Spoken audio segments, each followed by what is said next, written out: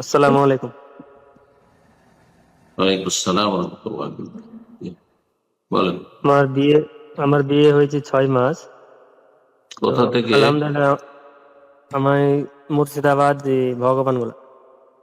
জি, আল্লাহ ভালো করুক। আমার বিয়ে তাওয়াক্কুল। বলেন, বিয়ে হয়েছে তারপর? আমার বিয়ে আমার বিয়ে হয়েছে 6 মাস। আমার স্ত্রীর সাথে আমার ভালো সম্পর্ক। তো গত 1.5 মাস আগে আমি একটা মোবাইলে তালাক সংক্রান্ত ভিডিও দেখি, জানার জন্য, বোঝার জন্য।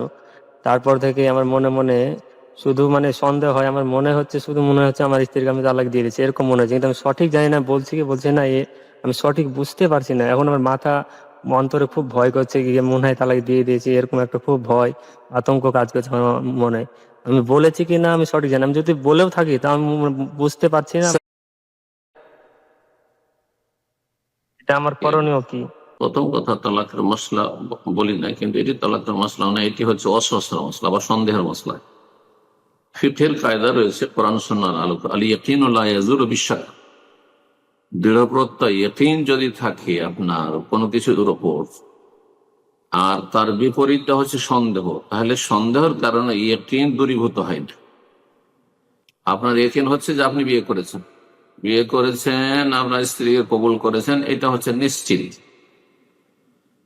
আর আপনি কখনো তালাক বলেছেন কিনা একটু সন্দেহ হচ্ছে, কিন্তু আপনার ইয়াকিন নেই, তাহলে তালাক আসল হচ্ছে তালাক হয়নি। কিন্তু সবসময় আল্লাহকে ভয় করতে হবে। আবার সুবিধাবাদী হলে হবে না যে আমি তালাক দিয়েছি, কিন্তু আমি স্ত্রী রক্ষা করার জন্য বলছি যে আমার সন্দেহ হচ্ছে, তাহলে জাহান্নামে যেতে হবে, আরাম সংসার করতে।